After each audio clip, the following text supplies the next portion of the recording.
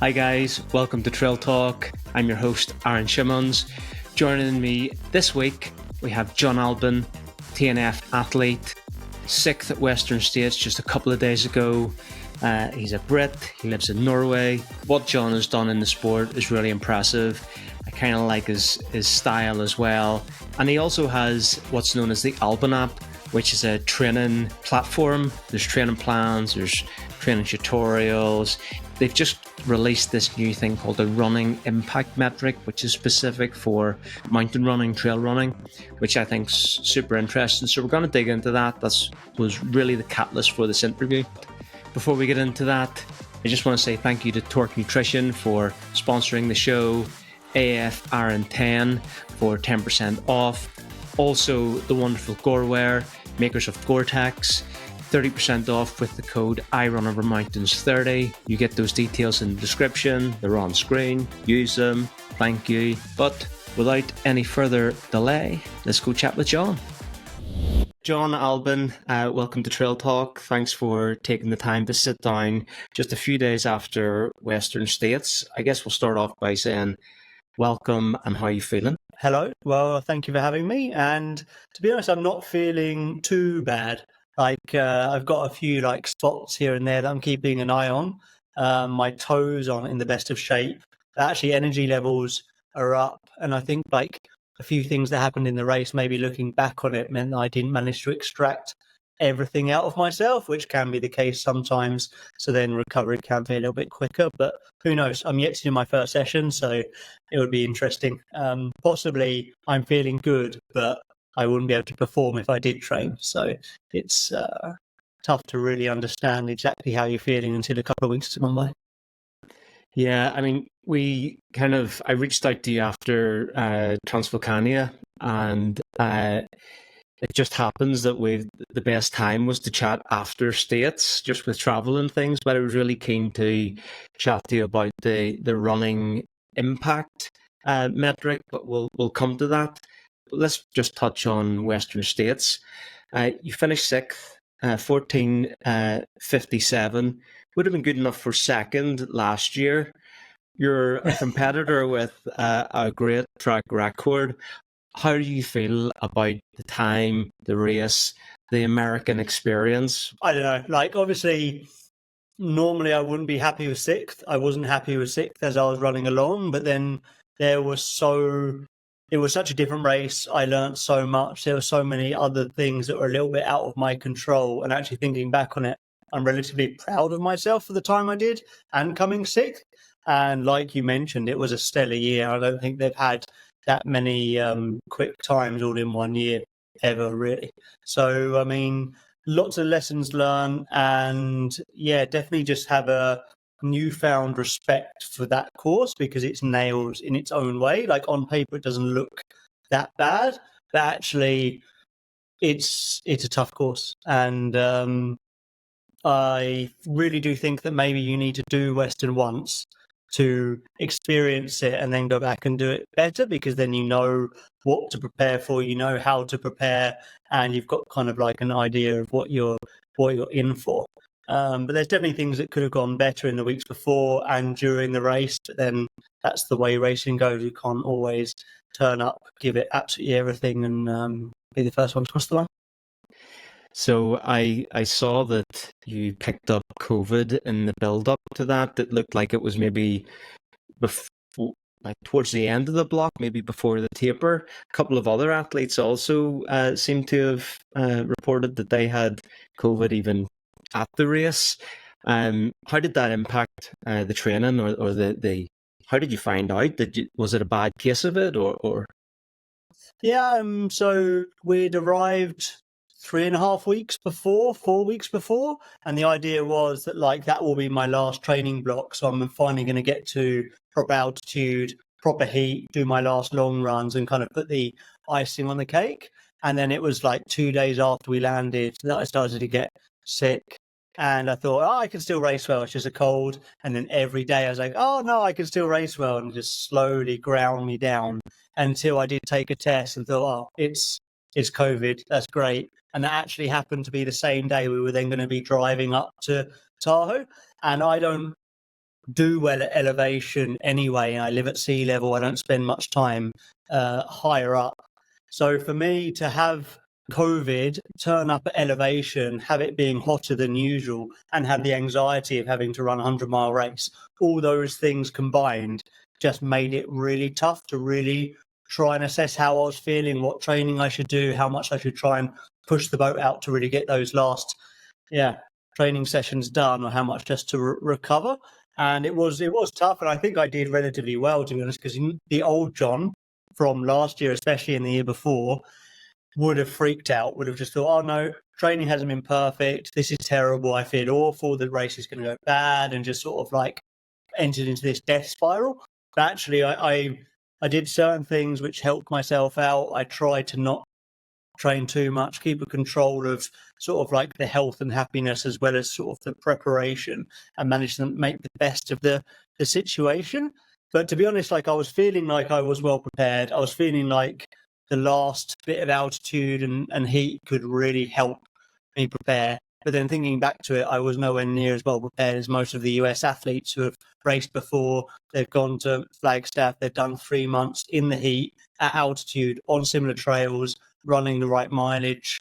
Like I hadn't done that. And I think like if I hadn't got sick, I could have, maybe just got away with that bare minimum tactic of like being relatively well prepared, but not perfectly prepared. But to be honest, like it would have been a long shot anyway. So that's the way it goes.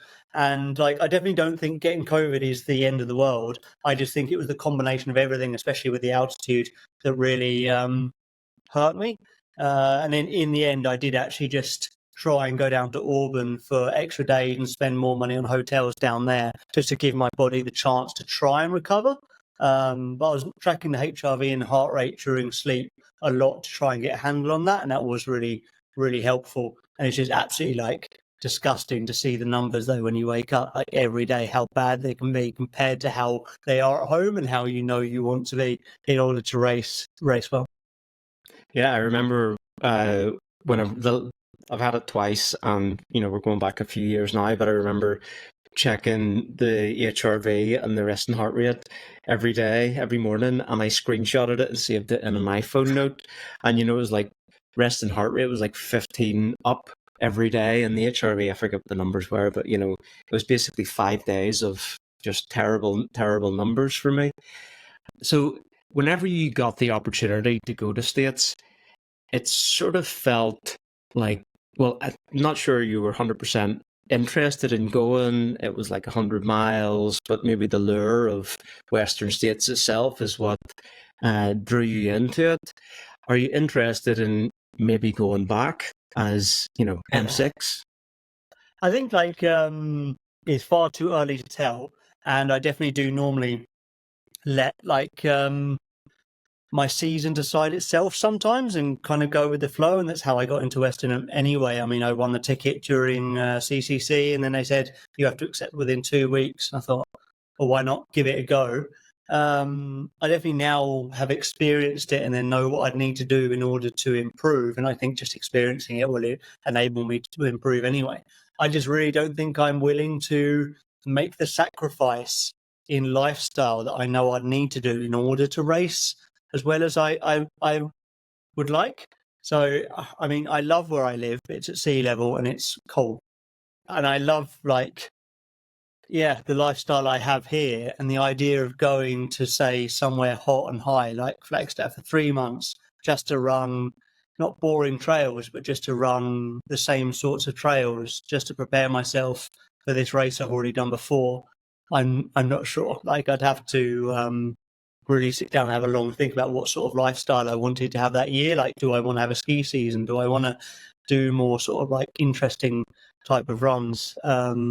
Because there are sacrifices that are going to need to be made. And also the US is really expensive.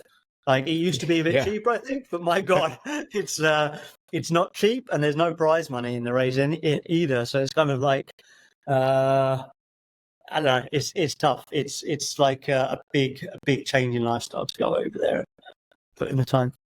Yeah, it's mega expensive. The first time I went to the States was 2007, and it used to be $2 to the pound. And I come back with a new Mac and, all whatever, just went ready to shop. And then I lived in New York a couple of years ago. And we actually, one of the reasons for coming back to Europe was because everything was so flipping expensive. Like a pint of milk or a liter of milk was about $10 and stuff. It was just, Exactly. it was just crazy. So moving on to the race itself, I'm sure there'll be other interviews and things and people will want to blow by blow and stuff like that. That's not really where we're going to go with this interview. I'm more interested in things like the race strategy and the nutrition and that type of side. So, like, what was your mindset in terms of strategy going into the race? Are you the type of runner that is running to seeing how the day unfolds, thinking about just limiting by a certain RPE or a heart rate or racing people? How do you go about racing? I really wanted to keep this one like race my own race and nice, smooth, controlled, easy feeling, yet still moving relatively efficiently. And that is usually how I'm going to race the best. That's a good tactic for if people are going to blow up as well, because you can control your own race and then people come back towards the end. But it's really not how it panned out looking back on it. Like, I wasn't racing at the start, but I definitely felt like the effort level was a bit harder than I needed it to. But then I hadn't raced this race before, and there's a lot less of these big climbs at the end, which will break people and allow you to come back through. So I definitely think like I wasn't pushing hard, but maybe the elevation just felt like it was a bit too hard at the start. But then as it panned out, no one came back to me anyway. Dakota, he blew up, and that was about the only one. Pretty much everyone else just ran through strong to the finish. So it was like, you're still running relatively well towards the end and you don't catch anyone. It's harsh. The level is really high. And nutrition didn't plan out that well. And I did have a little bit of diarrhea and stuff throughout the race. Like, none of that really sort of like went well either. So I just think that like all these things that weren't going quite well enough were all just sort of like piled up until at some point you think to yourself, I'm tired and beat up now. And then that's when it's hard to keep pushing. But there were a few times in the race when I thought, okay, that's it. I'm going to start pushing now. And if I don't make up time now, that's it. Like, I won't be making up time during the race.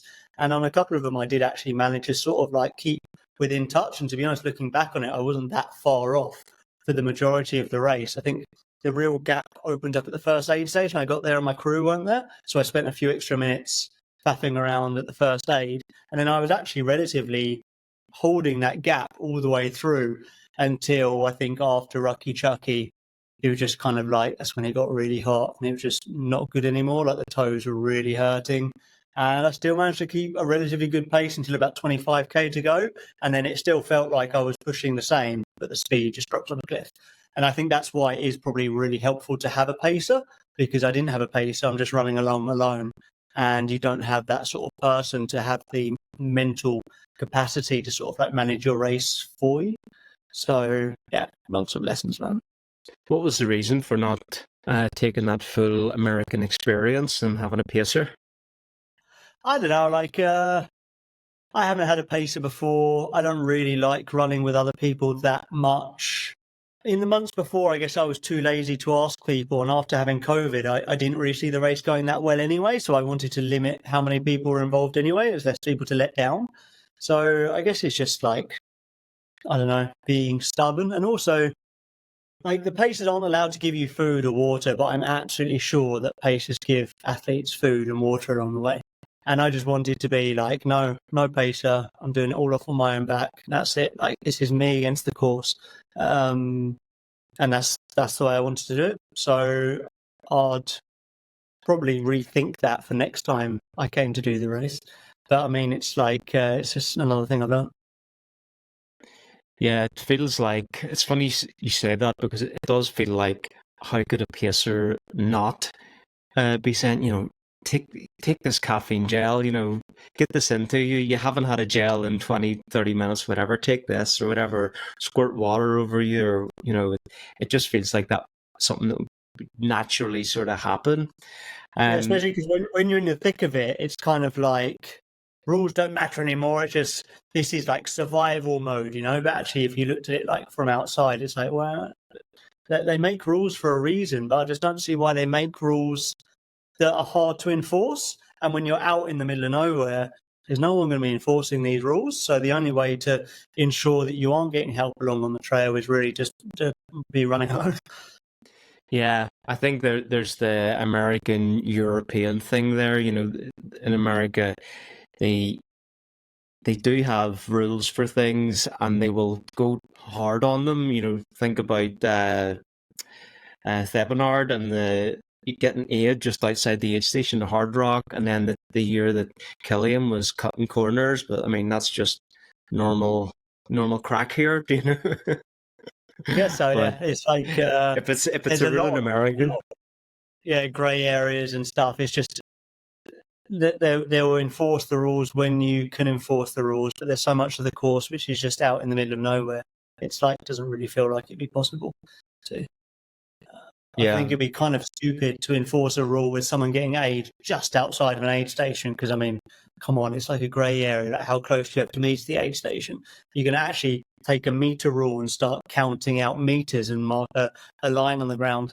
But then when you're having someone run with you, it's like kind of depends whether it's you v the course or you and your team v the course. And it does really feel like this race, it's not just you. You need a crew who has crewed Western before, who know where to drive, know how things work, know how to set up, know where to go.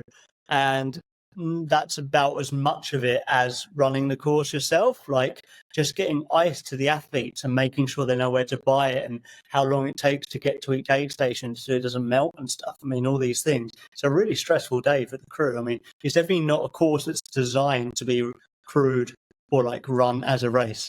It's you can definitely tell it's like a historic race because it's uselessly set up. Yeah, it does feel like some of the time gains in recent years have been from people nailing the heat strategy, which relies on crews and ice and things like this.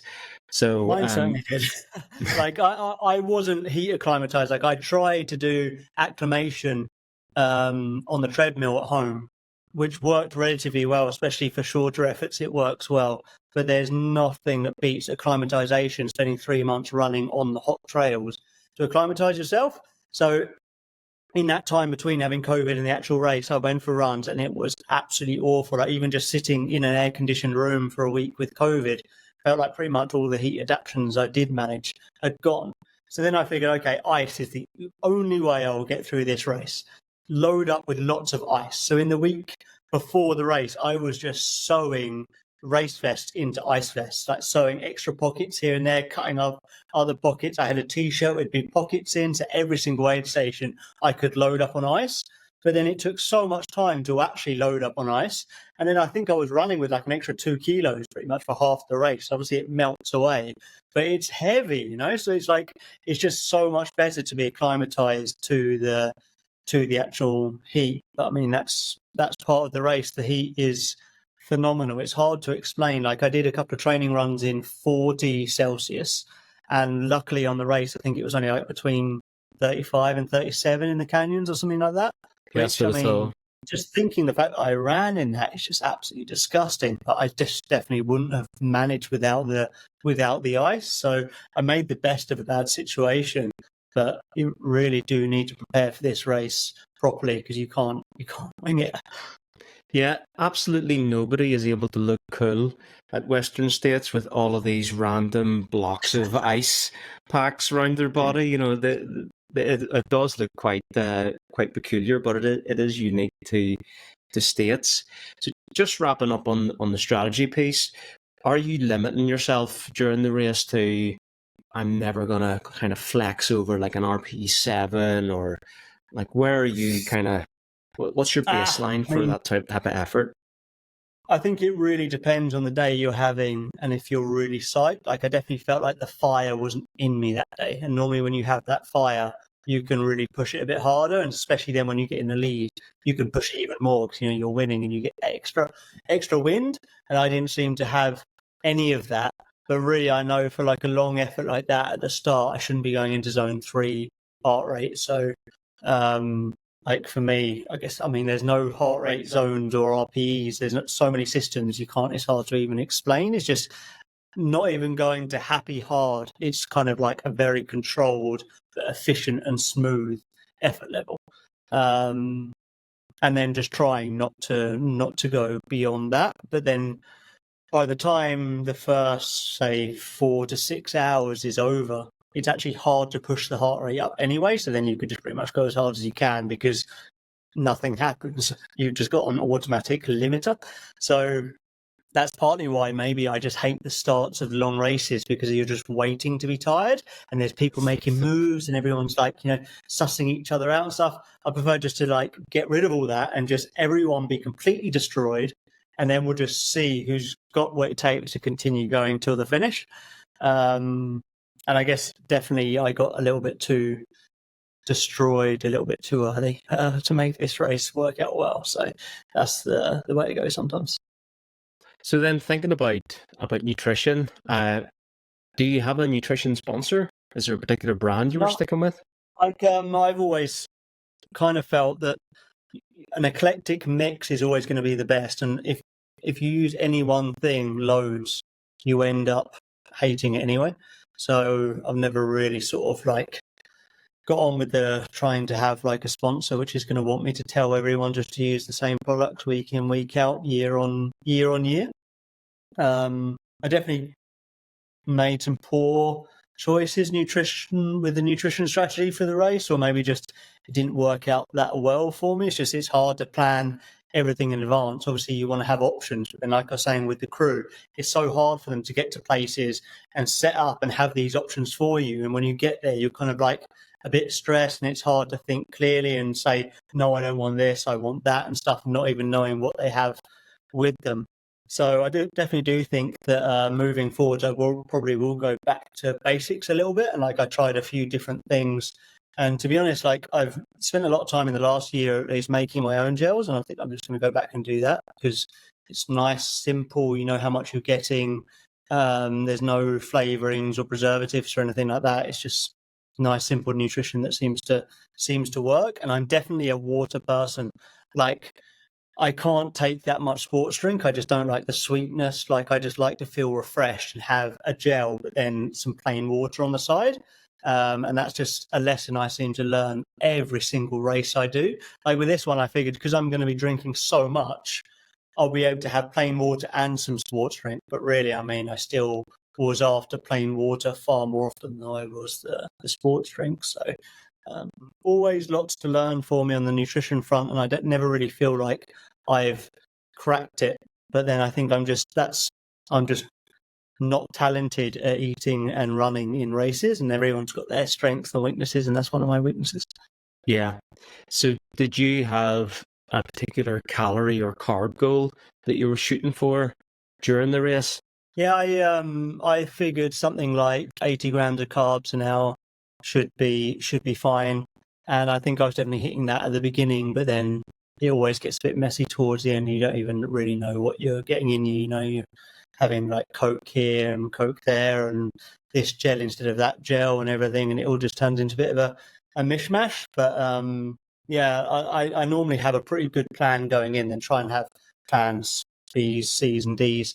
On top of that, and normally something like between 80 and 100 grams an hour, and then a fluid plan as well. And what I was really keen on getting right this time, which is what I didn't get right in CCC 2 years ago, was drinking too much too early is also just as bad, because you clog your stomach up. It doesn't want to absorb anything, and then you end up not really processing anything you're putting in. And with it being quite a cool start this race, you don't really want to be drinking too much either. So just trying to get the right amount in at the right time. And so what was the fluid target? Started off at like half a litre an hour, and then by the end more like a litre an hour, 800 ml to a litre. So you were carrying at least 3 bottles, 4 bottles maybe? I drank from rivers. Okay. So possibly the diarrhea was a side effect of that strategy. But no, I was actually managing to have pretty much 500 mil on me at all times because there's so many aid stations, and when you're moving relatively quickly, aid stations can come 30 minutes or like 45 minutes apart. I think at certain points I really planned to have a big gulp in the aid station and then carry off 500 mil, and that didn't happen because I was just filling up on ice so much. I just turned into 500 mil. But I was actually peeing too much in the race. I peed 3 or 4 times just in the first couple of hours. So if anything, I think like I was hydrating. It's just then towards the end I probably was more dehydrated, but then the calories weren't going in either. Just nothing was working out that well. I'm actually surprised I managed to keep moving as well as I did for as long as I did. There's a couple of times when I just kind of stopped. You just kind of sway around and you just think, am I actually just going to faint now? Or maybe I should just sit down for 5 minutes. But you think, well, if I sit down for 5 minutes now, I'm just going to have to stand up and keep running. So I might just keep running. And I guess that's part of the reason why I didn't manage to push and really race through to the end, because maybe deep down part of me was just wondering whether I was going to get to the finish line. So you're kind of protecting yourself. You're thinking, don't push too much. Don't try and sort of, like eke everything out, because we need to know we can actually get to the line. And with the sort of diarrhea stuff and like having not done the race before and the heat and then coming out of COVID and stuff, it's just there's so many question marks as to whether I had it in me just to get there. Then I kind of then didn't have much left for racing. Whenever you're in the thick of the race, how frequently would you have those kind of, in this particular race, those negative kind of waves come over you? Because we can all kind of identify with having that during ultras. Yeah, I think like not so many negative waves. Like definitely normally in the first couple of hours, I'm just thinking like, do I really want to do this? Like, is my body up for this today? But towards the end of the race, it's more just like you have lows and highs, and they might come naturally. But to be honest, it's probably more linked to fueling. It's the same as with training. When you think, I had a bad day today, you probably didn't have a bad day because your VO2 max doesn't really change that much day to day. You might be a little bit extra tired. It's more fueling.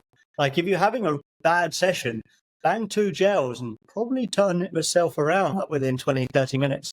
So in races, I do feel that like probably when you like kind of like miss a bit of fueling for some minutes, you are going to be then going and having a low. And then when you do get fueling right and everything's going in and the stomach's happy, then you have a bit of a high.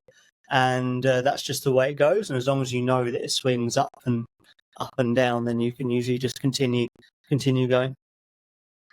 Last thing I want to touch on the nutrition side is, the latest cool thing in town is to have the sodium sweat test and know your rate per litre. Is that something that you know or something that you factor into your race plans? So like with nutrition, I guess it is really good to have like a fluid plan, calorie or carb plan, and then an electrolyte plan, and have those things separately so you can adjust them as required. So that's why it's kind of dangerous to put too many carbs in your water, because what if it's a cooler day than you're expecting? Then you're not going to want to drink all that. And that's exactly what happened to me in CCC 2 years ago. A lot of carbs in the water, can't drink that much fluid when it was like freezing in the race. So stomach gets full, you get this kind of water belly and things go bad. And it can be quite good with the electrolytes as well. If you do realize you are sweating way more than expected, you can have extra electrolytes and not have it kind of tied up in your other fueling plans. But to be honest, like I'm undecided with electrolytes. Like for sure they're really important, but I think they're more important for some athletes more than others. And I've never been a cramper. Like if I get cramped, I have destroyed myself. I've really pushed myself beyond anything that like my body wants to cope. I don't just randomly get cramped, not usually. And I don't spend that much time putting loads of salt into my body when I'm racing either. Like maybe this is something that like I do need to concentrate more on. It's just not something I've found to be anywhere near as a big a deal as the carbs and the actual fluid. So like normally I would have thought that like the main thing with not getting enough salt in is having the cramps, and that's not something I've had that much anyway. So maybe that's just why I've not really paid too much attention to it. But never had a sweat test, and I guess if I was going to be starting to race in hotter climates more often, maybe it's something I should do. Yeah, well, it was explained to me. I mean, I've spoke to various coaches and things about this, and some are very into it, and some people say it's rubbish, or there's no science behind it and this type of thing. But it was explained to me last year, not from a cramping angle, but more like I was getting some stomach issues from just gels and things after 7-8 hours, and you start to get that kind of bloat sort of feeling in the stomach. And I was really kind of noticing it because I would race a lot with the naked waist belt, and then it was getting tighter, being uncomfortable. And from I started adding sodium in, I have been able to take gels for longer in races. Mm-hmm. So I'm not a cramper either. You know, I might get some weird cramps after an event because the muscles are just done. But it helped me on the bloating side, which, I mean, sometimes you wear those naked belts and you're slamming gels and just make you feel fat. Yeah. But then something you can try with that is like an indigestion tablet as well. And that will just make you burp. And then that can settle the stomach too. So that's always something good to be running with. In America, they call it Gas X or something like that. Like just sort of like a heartburny type indigestion type tablet. Like some sort of antacid sort of thing? Yeah, and or to have some fizzy Coke or fizzy water, that'll make you burp. And then that can help sort of like relieve that bloated feeling. But definitely maybe putting sodium in the bottles. Let's move on from states. I'm really interested in the Albon app and the training, and specifically like what triggered this was the new running impact metric. What's the history to the Albon app? I've known about it for what feels like a couple of years. Maybe you could touch on where it originated and the thinking behind it. I guess like it kind of started because I've got a friend who's a software engineer, and I wanted a way of better following my own training philosophies, which are very flexible.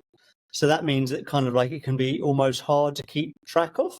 So I had an idea of a training system that was different to kind of like, here's your training plan, follow this absolutely as written, and then in 12 weeks' time, you'll be ready to race. I wanted something like with a little bit more options, a little bit more flexibility, so you can change things, move things around, react to the weather or what else is happening in your life. And we put the system together, and it worked really well. Now I've been using it for my own training ever since. And as I have ideas, we just build them out and put them in the app. So that's the way it goes. And like between myself with a lot of experience, Henrietta, who's got a lot of experience, but also is very well read with a lot of like literature, listens to a lot of podcasts, all this sort of thing. Like we've really like developed our own training philosophy that we really do feel is very trail specific, and it is about trail and mountain running, like from the ground up. Whereas I kind of get the feeling that most training plans for trail and mountain are road plans that follow road philosophies, and then they're just kind of scaled up a little bit or add in a few long runs in the mountains or this and that. Whereas we're really specifically have a lot of workouts, and the whole philosophy is around moving in the mountains, which is very different to running on the road for a few hours. And then gradually the app got more and more complex, which is actually one of our like biggest struggles, is trying to make people understand it, because we really want people to understand how it works so they can coach themselves. Like I don't want to coach people. I want people to learn how to coach themselves so they can recognize how they feel, what's working for them, what's not working for them, how to adapt workouts, and really use the app in order to do that. So we have a social one there where people can ask me and the others questions and I'll reply, but then it's very much, and then they have the knowledge to use the app to better coach themselves, rather than me just prescribing stuff, then just doing it, not even understanding why. And then we went to do a bit more sort of data analytics within the app, and we started with actual individual workouts, and we came up with like pretty much everything I wanted to see with my own training. So how I analyze my training using like 5 different tools, we could now do within one app and do things differently and in ways that no one else is really doing. We were doing that for individual workouts, and then gradually we moved to doing more analytics for all of your training. And I really liked the TSS from Training Peaks or like relative effort from Strava and that side of things. And I really like tracking load in that way because, say, I do a lot of skiing in the winter and a lot of running in the summer. So I want to be able to track load across different sports. So I like that system, and the TRIMP system having the fitness and freshness, or like how fit you are with an actual number, and then like what form you have with an actual number, and using the data to sort of like visualize those.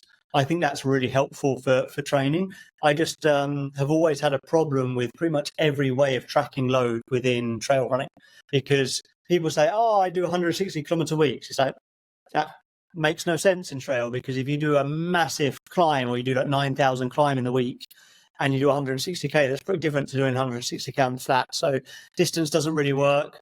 Time doesn't really work, because you can spend so much time, I don't know, scrambling or just standing and talking to someone walking their dog, or it's really different.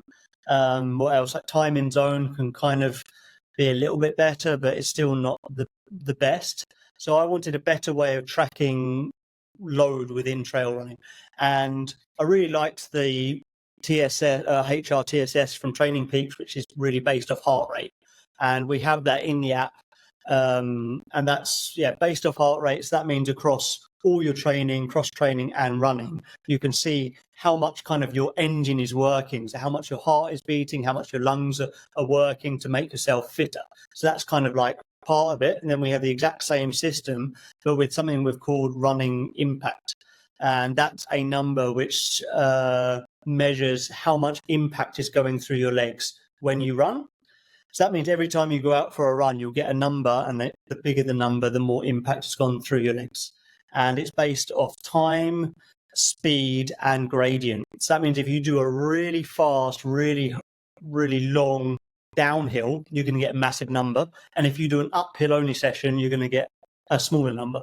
And this is like a really good way to track the running impact. I mean, it's like so much more useful than just distance alone or time, because you can gradually increase that, especially if you do a ski season when you're coming back to running afterwards. To gradually increase the amount of impact going through your legs is really important.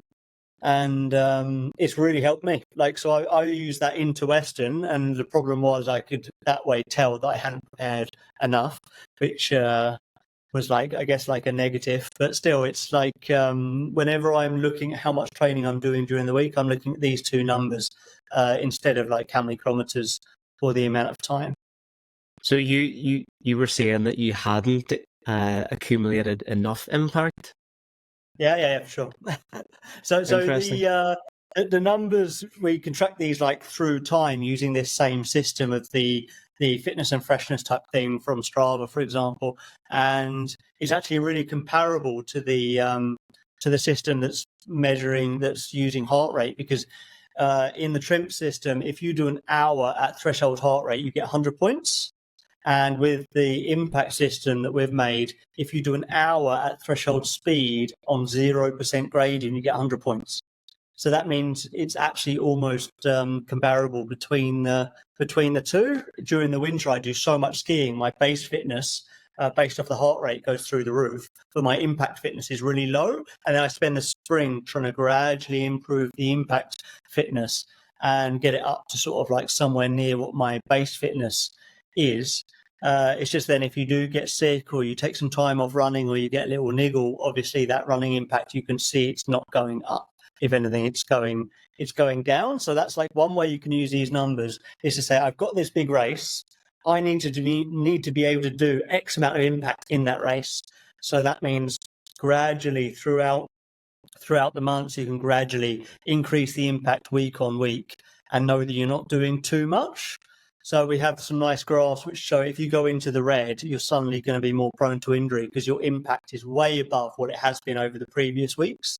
So that's like a good way. You can have like a goal for how much impact you want to get to, but you can also use it as a limiter to not do too much and have that injury risk. And then also I think it can be really helpful for people that are coming back from injury, like especially with like stress fractures. How do you come back to running after taking so much time off and trying to heal an injury, which most running injuries are caused by by impact. I mean, normally you do say, okay, I'm going to do 5K the first week and then do 10K the second week and then 15K. But that makes no sense when you know that if you do 5K all downhill, it will destroy you. And if you do 5K all uphill, you can actually probably do 10K uphill because it's going to be a lot less impact. So this way that takes that into account and you can gradually grow this number instead of like time or distance.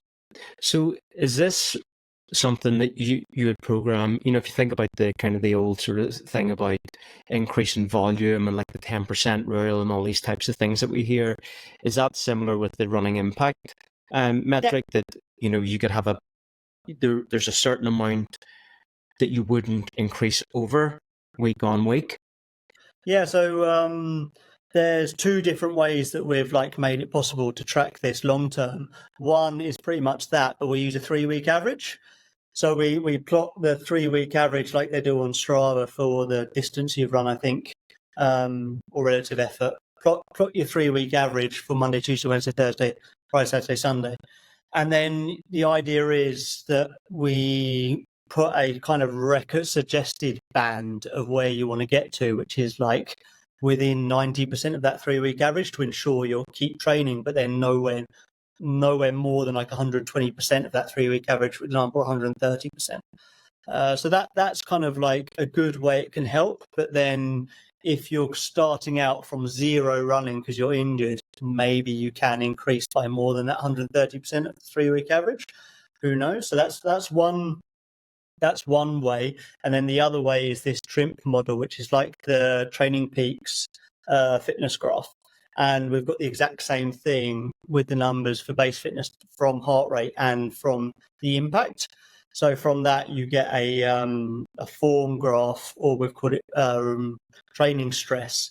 And then that's kind of like more based off a rolling average of numbers, and you get a fitness number, and then you get a fatigue number, and then you can see what your form is. And that's the one that you can really sort of like trust that if you do start going into the red, you've done far more than you have over the previous couple of weeks. So going into states or CCC or whatever the race is there a way to know I need to hit at a certain, like the peak of my training before I'm tapering off, I should be able to hit a certain impact metric, or does it not work like that? Yeah, like that can for sure work. At the moment, it's on the to-do list, but we haven't actually put in a GPX file and then calculated what impact it's going to be for you. That is something that we can quite easily do. We have made a race planner where you put in the grade adjusted pace that you're going to run for a race. You upload the GPX file, you put in where the aid stations are, and it will tell you how long the race will take to complete and when you'll be at each aid station. And that's actually really surprisingly accurate. I do it for all my races. Most of my friends message through saying, can you do this for me? Because we haven't got it live. And we've got other sliders you can do, like to say, I'm going to get 20% slower throughout the race, because we all get slower in these long races. And you can get a really good race plan. And within that, we can then say, if you run this grade adjusted pace for this course, it will be this impact score. And then you can say, okay, so in the weeks before I start tapering, I kind of want to, in 1 week, at least do the impact the race will be. Or in your race simulation, for example, you might want to hit, I want to do half the impact that the race is going to be in this race simulation. So at least I know that I can manage half the amount of impact. But normally, the best way to do things is pretty much just do as much as you can without doing too much. So we've all got limited times, we've got lots of races, or we haven't prepared early enough for a race. So then we've got like a nice graph where if you want to gradually be increasing how much load you're doing through time sustainably, you want to be in the green. And if you go into the red, you're doing too much because you've now got unsustainable gains. You're getting fitter, but too fast, they're not going to be sustainable. And then when you come to tapering, you want to be in the yellow, because that shows that your load is going down by enough, not too much and not too little. Because if you rest too much before a race, you can feel just as bad as if you do too much. So using that graph, you can kind of really put both your base fitness based off the heart rate and the running impact based off the speed and the gradients you're running on, to get your legs and your engine in the right operating window for the race. So I mean, that's something that, especially for Transvolcania, worked really well for me, and it was really powerful to have those separately. And it's just really great that like my base fitness was still so much more than my running impact fitness. But that meant that, okay, I'm limited with how much running I can do that week, but I just go on a bike ride or two instead and just do them cross training, or jump on the treadmill and put it on 10% and run on an incline treadmill instead. So I'd adapt the workouts and how I'm doing the workouts using cross training, especially to try and get the body where it needs to be based on which system is sort of like better prepared. It almost feels like by adding this metric into like the training system that you're able to maximize your time just by diverting your effort to whatever, if it is the bike or if it is an uphill only, to let the fitness increase, but the running impact average not increase. I always find that as the training block goes on, the two things where I feel fittest is, you're looking at your gap and what your gap is going uphill. I always feel like at the end of the block, I'm able to just descend forever. I mean, that's just as important to train as your aerobic system, and pretty much all training plans just trying to make you as fit as possible.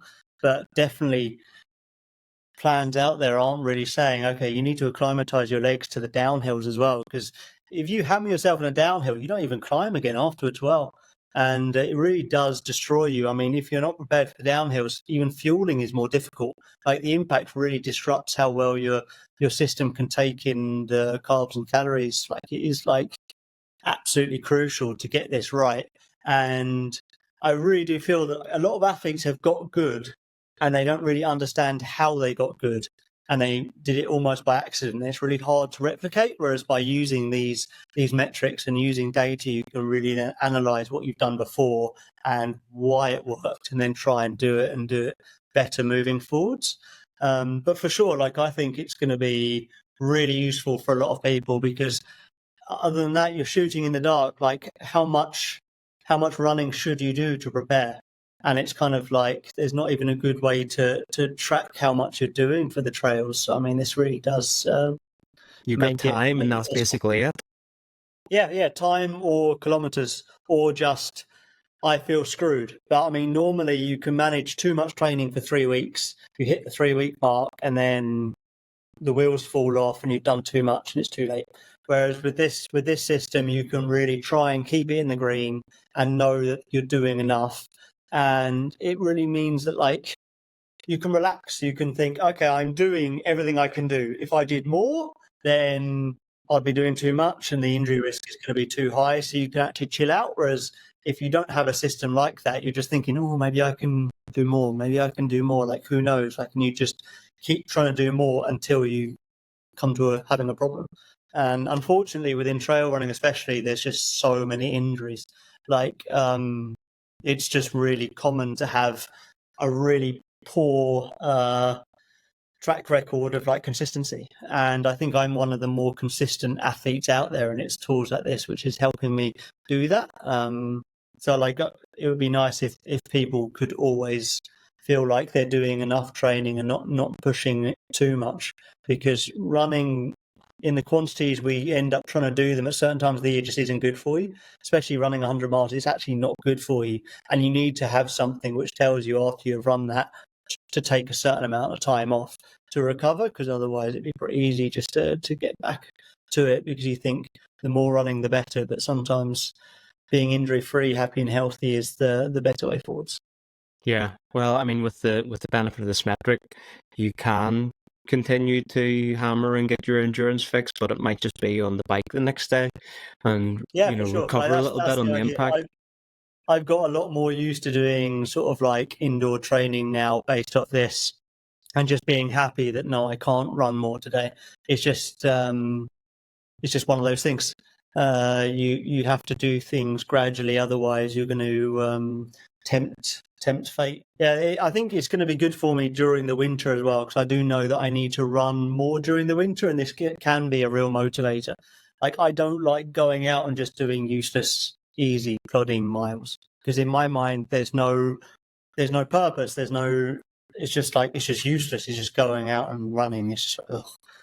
But with this, it's like you can see that your impact metric fitness is going up. They are doing something, and come the summer, you're going to be really happy you did those extra boring kilometers in the freezing cold rain outside, because you're going to need to have built that base with the running impact so you can train better during the summer. Is this like a proprietary algorithm that you have created? Like, is it something that you have the rights to, or you own it?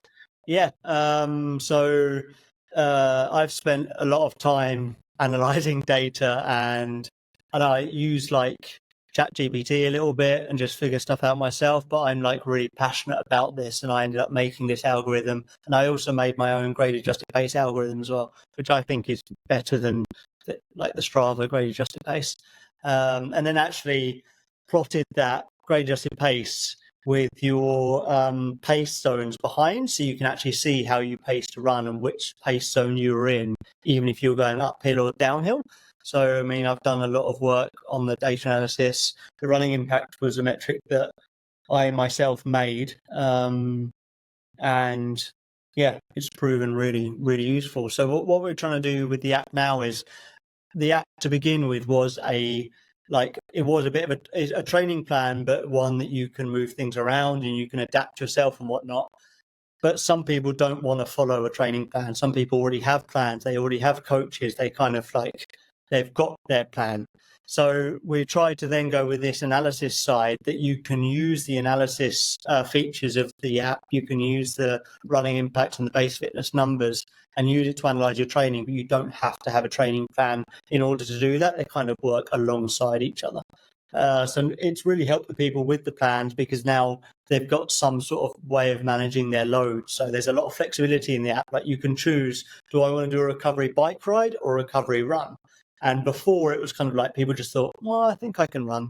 Well, I think I should bike. Whereas now they can see whether their running impact is too high or too low, and then they can make those choices. But you definitely don't need a plan in order to use these numbers. We link you up to Strava. All your Strava activities go into the app. You can see them all in there. We actually backdate 2 months of your data, so you already get some relatively good numbers in there, and we can sort of like analyze what you've already done for the previous couple of months, so you could hit the ground running. And then it is something you can use like alongside if you're being coached, or if you already have a training plan, or if you're just like going out and having fun, but you want to have some sort of control on how much running you're doing. Well, I mean, everyone that wears a heart monitor or a foot pod is interested in digging into the data, whether they're using it to great use or not. Whenever you say that there's the ability to just interrogate the training and things without using the training plan aspect, is that under the subscription, or is that under, because there's a free and then there's a paid subscription on the app, isn't that right? Yeah, I think all of this is under the subscription, which is something like 25 euros a month. And then within that, you get access to everything. So we've got like all the strength training videos and timers in there. We've got like all the video library of me talking about general things like using poles or uphill running technique and stuff. And you get access to the social wall as well. So I take it for granted, but it's not easy. I mean, even just with training zones, everyone's got their own idea about what training zone should be like, whether threshold sits here or threshold sits there, or da. So we've tried to make it simple enough. You just put in your threshold heart rate, put in your threshold speed, and we then plan out your training zones for you based off the Norwegian Olympia Toppen system, and that all happens for you. But if you have any questions, there's a social wall. You just ask a question on there, and I'll be replying within a day or two. So we're really trying to sort of like make it easy to begin with, but we definitely know it's not easy, so people can ask questions. So definitely do think like, for that amount of money, you do almost feel like you're being coached, but you're also learning how to coach yourself. So I think it is relatively good value. Can people try it for a period of time? At the moment, you can try the free version, and then you can make a training plan, but you can only make a training plan for one event. Whereas if you pay, you can make a training plan for your entire season, and it'll plan out like what training phase you should be in based off all your events during the year. Whereas if you on the free version, you just plan towards one event, but still you won't have the data analysis. If you want to try that, I think we have referral codes. So you get extra weeks free, but you still need to put in your card details and pay.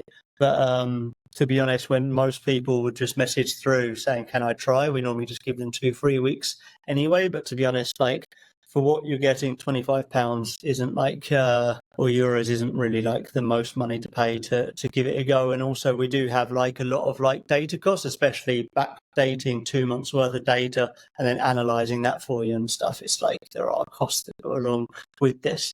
Believe me, we're definitely not making millions from this app. It is very much a passion project, and it's just a group of 4 of us just trying to help people out, to be honest. So that's where it is at the moment. And I do really like training philosophy talk and talking to people about different training philosophies and trying to help people out and understand whether it's working for them or it's not. And like so far, it has been sort of like more of a hobby than anything else. No, nobody's making millions in trail and ultra running, and €25 is only the price of a litre of milk and a loaf of bread in America. So pretty much, yeah. I mean, it was $14 for 6 apples, so you're not far off. one thing that whenever I was looking into the running impact thing, I was kind of assuming that there'd be some like videos about it on your YouTube, but there's nothing on there yet. What are the plans for that? Because that would be like a really good place to refer back to this, because it's something I want to like dig into a little bit more. Yeah, I mean, I need to race less and spend more time on the app. Well, like we love building the product and we love like coming up with ideas and putting them in action, but we're terrible at marketing and we are relatively bad at explaining how good everything is we've made. So it's just one of those things. We care more about actually designing and making the stuff than telling people about it. But we definitely should do some tuition type videos and dive into sort of like how to use the numbers a little bit more. We do have like learn more buttons where you can read about the graphs and how to use the graphs. But we definitely do need to do some videos for that. I do know we have a bit of time all together. Like me and Henriette are based in Norway. The software engineers in Annecy, and then Ross, more on the media side, is kind of in the UK. So it's not often we're even that much in the same room. So I do know we have a bit of time before UTMB. So who knows? If I race UTMB, maybe the videos won't get made. No, if I don't, they will get made. If I do, probably not.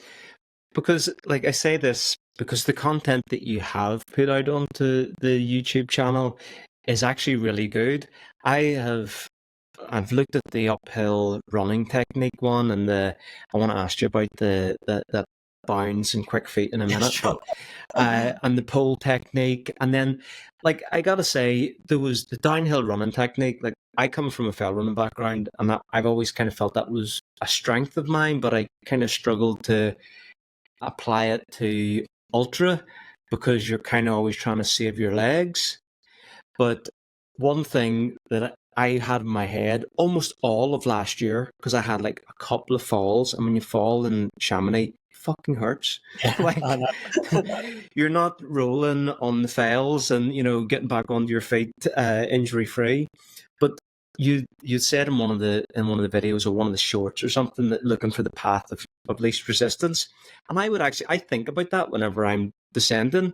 So the point I'm making is the content you do put out on the YouTube is good. You just need to put more of it out. Yeah, no, Ross does do a really good job, and I can definitely tell some weeks he's like away filming events and he's living out of his van for like a week straight, getting pretty much no sleep. So then we don't put any content out. And I can definitely tell when he's spending more time at home, because we do get stuff out, and that's stuff that we've filmed like on previous trips. But the data analysis side of things is relatively new. Like, and we've spent more time trying to get it bug free and trying to get it working for everyone. Like I actually sat down and went on every single person's profile just to have a glance at their graph, just to make sure they looked like they made sense. So then that way we could find if there were any bugs, or try and get people sort of like using the numbers well. So that more time went into that sort of side of things than actually making videos and stuff. And it is something we need to get on for sure. But it's nice to hear that you've enjoyed some of the other content, and it is always fun to like try and make them. I'm not the best talker in front of the camera, but I do think I've got a bit of experience over the years, so I should try and... Maybe we could touch a little bit on that uphill running technique, bounds and the quick feet thing. Could you just talk a little bit about that? I never had a track running background or road running background. I started running when I was 20 and just kind of like accidentally started doing it more and more. So I never thought too much about running strides or technique. And it turns out apparently I had a good flat running stride. Like I had a natural, nice, good stride. But I'd always struggled going uphill for long amounts of time. It always felt like I was on borrowed time. Like I could manage, say, 400 or 500 meter climbs, but I knew I wasn't over threshold, but I knew at some point I'd end up being over threshold, and then I would be over threshold. I was on the clock was always kind of ticking. I could never just get into a nice steady rhythm where I feel like I could do this for a very long time. And we moved up to Romsdalen, I think 4 or 5 years ago now. And I started running a bit more with Killian, and I'm just running behind him uphill, which obviously you don't do in a race because he just disappeared. I realised he runs so different to what I do, or just like the technique is so different. So when you run on the flat, it's sort of like when you run on a beach, you'd see your footsteps being pretty much like a dead straight line, and you take a nice big stride, and your foot surpasses the other one and goes on the same line. So if you did that on a really steep hill, you'd have to take quite a big step forwards to get your foot to fit in front of the other one. Actually, like, you need to take such a small step that it like can only go to the side. And that's what I realized, that your feet actually have to be way more under your shoulders when you run steep uphill. And there's other differences as well. Like when you run on the flat, you really do like almost fully extend your leg and really spring off. Whereas when you run uphill, your leg's pretty much bent the entire time, and you just kind of bounce like a spring is never completely fully open. It's kind of like always half closed, and you're balancing up. So that means the uphill running technique for a steep climb is actually feet underneath your shoulders, leg continually bent, and you're just kind of like your leg is kind of springing up. So you're springing from leg to leg. And I found that my technique for this was terrible. And obviously you can just run more uphill, which will help. But then, as ever, when you do intervals, you end up just running a little bit too hard or a little bit too inefficiently, and you don't really practice running well. So the first thing I had to do was in my intervals think, don't run hard or fast, just run efficiently and well with a good technique, and try and concentrate on that instead. And then that way the effort level came naturally rather than trying to force the effort level too early. And then the other thing was a suggestion from Killian, which he said he'd done, and many other athletes that have got good, that he knows have done. And it was a fast feet and bounding drill to run uphill. And lots of track runners do flat running drills, so why shouldn't you do uphill running drills? For this one, like being mountain runners, we don't just want to go backwards and forwards on the same stretch. You're actually moving uphill all the time, but you're just practicing this running stride with 2 different techniques. And the first one is fast feet. And this is to get used to having your feet underneath your shoulders and taking really small steps, but taking lots of them. So you're used to kind of like going with a faster cadence. And you do that for whatever you want to do. Like I normally do like between 1 minute and 3 minutes. So fast feet all the way up. And then your feet kind of in technical terrain, they always find another little step to go on. And Killian said even if he's on some stone stairs, for example, sometimes he'd take extra steps on the same step just to keep his heart rate down, but he keeps running up. A lot of people would say, I'd never be able to run all the way up that. But if you take about 10 billion steps pretty much on the same spot and just move forwards like an inch every 10th one, you're going to be able to run all the way up. So you do kind of like really teach yourself that it is possible. So that's the first one, fast feet. And then the other one is bounding. And this is to get used to when you need to take that really big step because, there's nowhere to put your feet, or there's just like a big movement you have to make. And you get that heavy leg feeling. Your leg almost fills up with lactic acid immediately. Well, you want to get used to that. So then you spend time bounding. So you're kind of like taking really big bounding steps and try and get that heavy leg feeling. And then once the timer goes, you go back to the fast feet and you work trying to sort of like clear if it was a bit of lactic acid or that heavy feeling in the legs, and then bounding again, then fast feet. So you can work up to doing this from like, say, 10 minutes sort of like intervals, maybe like 3 of them switching every minute, and you can work all the way up to doing like a 30-minute climb and switch every 3 minutes, for example. Or like I've done over previous years now, once you get to being able to do 30 minutes, changing every 3 minutes, add 5 kilogram weighted vest and then do it with that. And then the next day, taking off the vest and just running with like a normal uphill running stride feels like amazing. It feels a lot easier. What I would say is with the vest, normally I get the lift down to save the impact. So I'm not normally running downhill with the weighted vest. Jesus Christ, John, you're scaring me with the thought of these. Like that. I started doing the quick feet unbounding last year, probably April, May time. I incorporated it, but I think I was doing like minute intervals. I find them quite hard, and after maybe a month of doing them, one particular day I was doing them pre-run as just like a drill session. After a few weeks, I started doing them as the warm up before a hill workout, 5 by 30 seconds of each, something like that, and I found that I would run anything better after doing it. And I kind of thought, am I activating stuff that I'm not even normally using just by doing this before the run? Yeah, I mean, like, for sure, normally as runners, trail runners especially, we always go over the top, and it's not necessary to do incredible amounts of things. And yeah, just even doing like 30 seconds a minute here and there can really do a lot for you just biomechanically, just changing how your brain is telling your feet what to do when you're running uphill.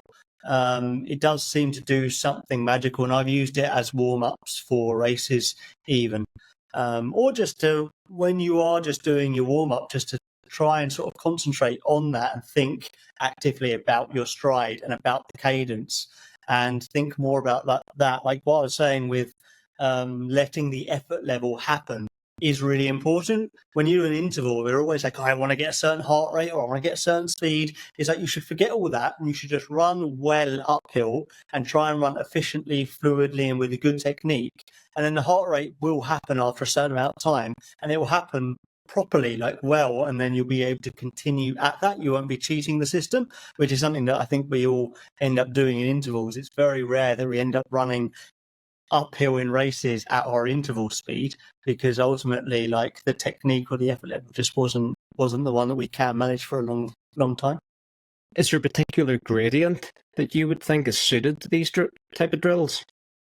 I think like normally I go for as steep as possible because I guess I'm fit and I'm looking for the challenge, and it definitely is the legs which should be the limiting factor here, not the heart rate. So that's why you're taking extra fast feet if necessary to try and keep, like, you're obviously working hard, but you want the legs to be the limiter. And I go for as steep as possible because I guess that's pretty much the terrain we have around here. Like training for Western here is almost impossible. But then the closer you get to the race, the more you should always make your training specific for that race, both like the climate and the terrain. So for example, 2 years ago before Marathon Mont Blanc, which I think is probably one of the best races I've done, I was worried about Possets because I knew that was going to be the hardest climb, like the crux, where everyone was still in a big group. You had to get up it well and not burn yourself out. I was there a week and a half before, so I did my final fast feet and bounding session up that climb. And then when I got to it in the race, it didn't feel easy, but it wasn't like I was taking massive bounding steps up the thing. So if anything, it just felt sort of like more doable. So to actually even just be able to do it on the race course was super, super powerful. Where are you letting the intensity go when you're doing this type of stuff? I think I was finding that I was definitely creeping into like the bottom of zone 3. Yeah, you shouldn't be going over threshold. Like I pretty much hardly ever go over threshold in any of my training anyway, just because I think that the bang you get for your buck isn't worth it. It's just going to give you more fatigue than anything else, especially for the racing we're doing. Ideally, you'd be in zone 2, and that's like a good sort of like place to be, especially for ultra running. A lot of the climbs you should be trying to be in zone 2 anyway. It's kind of like for an endurance ultra event, it's kind of more the race effort sort of like zone. But then for shorter races, if you're training for that, especially to go up into zone 3, is absolutely fine. And it really depends on, like, if you're looking at your load for the week, how much of that base fitness allowance do you have that week? Are you like really fresh? Can you afford to sort of like do a lot more? Is it a really big load week, and then maybe you want like a little bit of a lower effort level? Really, I think it normally depends on if it's hot and if you're at altitude and things like that too, because that has more effect on the heart rate than anything else. If it's a really hot day, I know that my speed will be 20% lower for the same heart rate. Blown my mind a little bit, the thought of doing the quick feet and bounds for 30 minutes. I think you're going to have to like just think about doing them a bit less intensely, and like sort of like think of it as it's a long hill climb, but you're just going to run up it in a really weird way. So, I mean, I've done it up the VK course in Chamonix and then taken the lift down, and it's perfectly like, because you can, most people that are professional can run up that entire thing. So it's not so bad. But what I would say is this is a great drill for teaching yourself to run uphill well and getting a good uphill running stride. But to be honest, for like the majority of people, and this is a short race, you're going to be hiking uphill. And we do the similar sort of drill, just practicing the transition between hiking and running, because that's more likely what you're going to be doing in a race. And then for that, it's the same sort of process. You take big hiking steps, or sort of good efficient hiking steps, and then try and run, and maybe with a little bit of a high cadence, just because moving from hiking to running, it just feels awful for the legs. It can like shoot the heart rate through the roof. It's just not a very nice thing. But when the trail flattens off and you start running a few steps and it kicks up again, then you hike a few steps, you have to be used to that sort of transition happening quite often. So you can do the exact same drill just between hiking and running. And if you're going to use poles in the race, you can use poles as well, and then try and run some steps with poles, which is also something you want to get used to.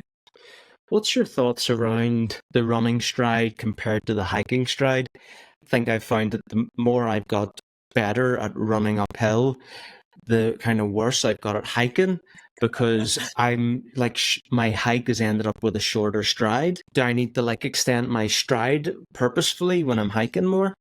I think it's more just if you've got better at running uphill, you're probably running uphill more in training, and you're not really hiking as much in training. So then you're feeling like the hiking's getting a bit sloppy. I wouldn't have thought that like getting better at one should affect the other directly. But I do know that normally the hiking stride will change completely depending on whether you have poles or not, but also the gradient. If it's a slacker gradient, you try and take really big steps. And if it's really steep, you're going to have to take less. And also, like, if it's less steep, you're probably going to swing your arms more. And if it's really steep, probably hands on the thighs. But it is really important to get out there and actually actively think about like what technique you're using and what is the most efficient way of moving for you, and practice that in training in a race setting. And that's why, especially in the app, we have a lot of workouts which like race specific. Like we have race simulations, for example, and within that you're expected to try and go race pace on the race terrain. So that means you're expected to try and practice these sorts of techniques and think about them. And then we've also got in there other activities which aren't maybe fitness based, like we have work on your weaknesses and design a fueling plan and design a kit plan and research your race, for example. So we have actual workouts in there, which is a bit more like homework. And some of those are based around like work on your weaknesses. So within that, you could go out, you could do like a hiking type session, or you could do some research online to like sort of like look at videos and to try and sort of improve that. One thing with sort of trail and ultra is you can go and look at running form and drills and stuff for running, but there's actually not much content out there about how to improve the various aspects of mountain running. It's even hard to go, are we talking trail, ultra, mountain? What's your thoughts on like collating that sort of information? Like some of the stuff you've got on the YouTube? We certainly haven't got everything, but the video library we have in the app is relatively well populated with a lot of technique videos and stuff. But what I would say is, if anyone wants a specific video talking about a specific thing, they can message through on the social board of the app, and we'll try and get it done. We have an opportunity before UTMB when the team's going to meet up, and we want to film a bunch of stuff, so we can make a big list of videos and try and get it out there. I think the main thing that holds us back sometimes is, one, me and Henrietta are perfectionists, and we're never happy with how we say things, and we're always a bit embarrassed, kind of. But to be honest, trying to get over that and just think, well, as long as we're saying something that's useful, it's probably going to help someone out there. So we should just try and get it out there. But then also we're trying to do this from a very experience-based place. Like, we don't really want to make like a nutrition video because a sponsor said, can you make a nutrition video? And you just end up saying what the sponsor wants to say and stuff. We want to keep it sort of like really useful and sort of like not be influenced too much from the outside, which is like relatively tough because you've got to make a living as well. But no, if anyone wants a video specifically made, then they just have to message through, and maybe we'll try and do something of low quality in the short term and high quality in the long term. Last thing before we move on, is there any workouts in the app about the quick feed and the binding? Yeah, so when you put your race in a priority race, the app will make a training plan, a phase plan for you. And for short and long, this differs slightly, but it's going to be something like you're going to be in base building when your race is a long way away. And then the closer you get to the race, you're going to move into sharpening phase. And sharpening phase is when we have workouts which are really specific for your race, maybe a bit harder to peak your form and to work on specific sort of like things like uphill running technique, for example. So we call it leg conditioning, and within the short trail plans, you're going to get a leg conditioning workout each week. It's just then within that workout type, you can choose the individual workout.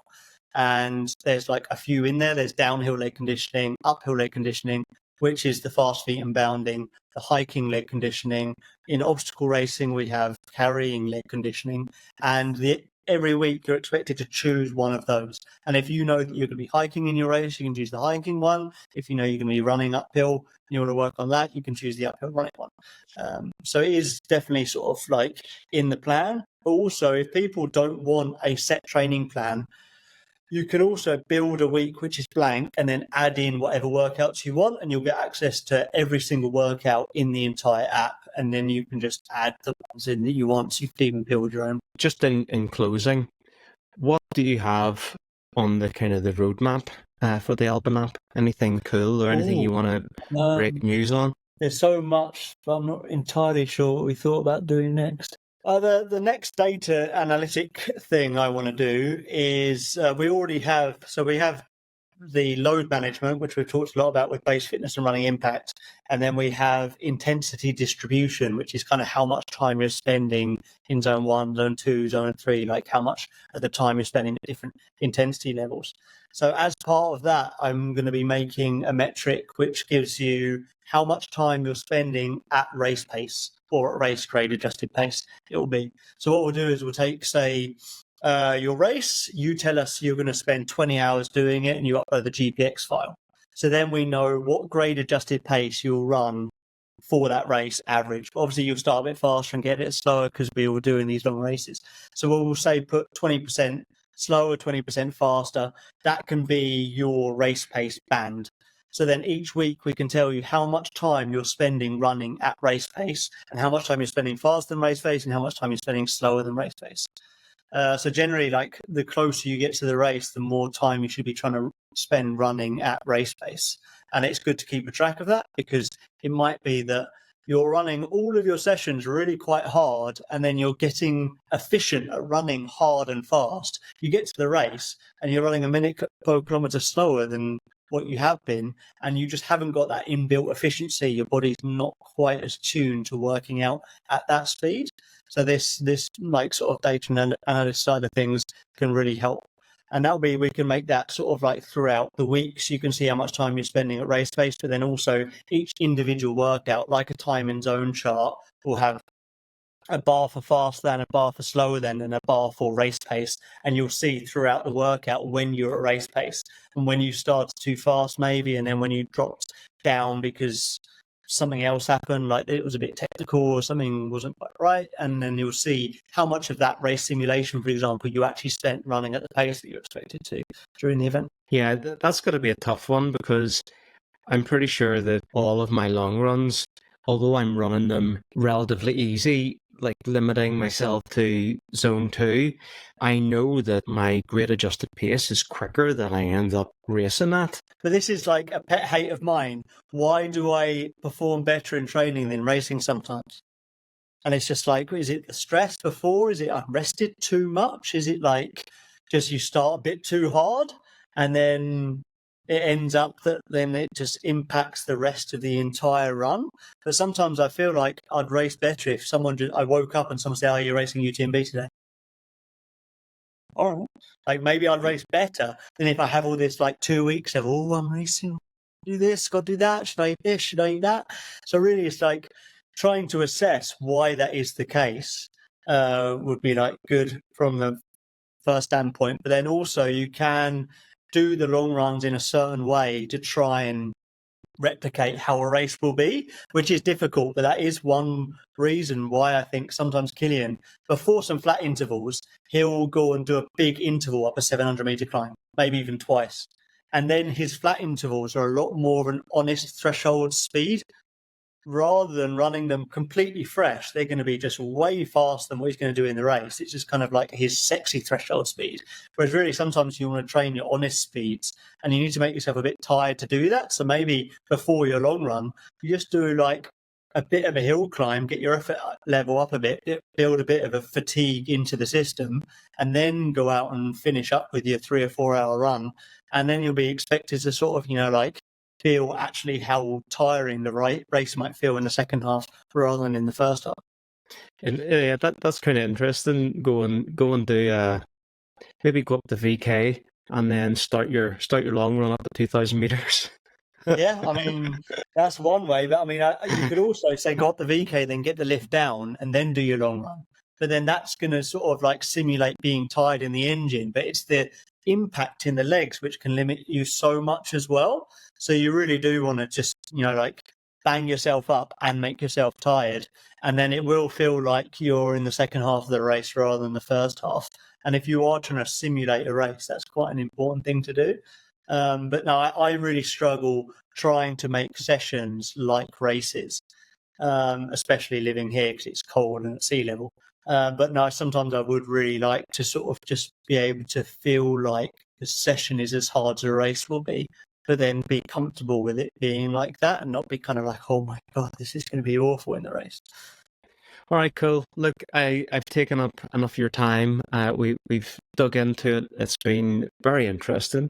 Maybe we could just wrap up and let us know what the next few weeks is going to be like on the recovery, and how will you? What are the indicators you'll look at to get back into some sort of intensity, and what that might look like? Yeah, the next few weeks. So I think like at the moment I haven't done any workouts whatsoever. I just got home yesterday. So I didn't really plan on running until 10 days after Western. So that's going to be sometime like next Monday, Tuesday or something, middle of next week. But I probably will start biking. If anything, like if I'd been magically home straight after, I would have been biking immediately because I just think that 30 minutes 60 minutes sitting on the bike, super low effort level, just spinning the legs can really help the body clear inflammation and just feel better. When I exercise, I fuel the day better. I drink during the day better. I actually shower. If I don't exercise, I forget to shower. So it's like, why do you shower, Lex? So my washing is tied to running. So I function as a human so much better if I'm actually training. So I'm definitely going to have to get that going sooner rather than later. And then it's a case of looking at the graphs for the running impact especially, and now it's going to be going back up into the yellow, which is sort of like performance zone, so you're rested really, so it's back up there almost already now, and then I'm going to have to gradually work it back down into the green, and being in the green means you're stressing your body but not too much. So I'm working gradually back down to there, and hopefully have 4 or 5 weeks down in the green, building some of that impact fitness before tapering off for what might or might not be UTMB. I'm going to see how the body is over the next 2 weeks and make a decision as to whether I'd race. Western was my first trail 100-miler. I don't want to sort of, bite off more than I can chew by trying to do another one too soon.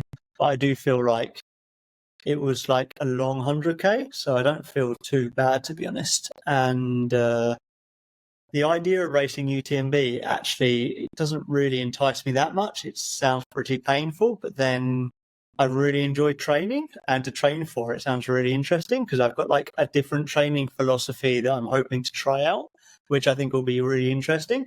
And it's something that I really want to do in towards UTMB. So who knows? I'll make a decision soon. That's an interesting way of thinking about it, because in terms of, time-wise, it is like a long 100K. So, just a couple of thoughts around that. Given that States was your first 100-miler, it does seem like the smart thing not to go for the double. Yeah, you can't even compare the two. I mean, UTMB's got double the climb, and it's got like an extra 10K on the course or something. It sounds like a beast, but then you get to hike, and hiking is like nice compared to this continually running the entire time is tough. You'll probably be a bit cooler. You run through the night, which is a different challenge. I don't know.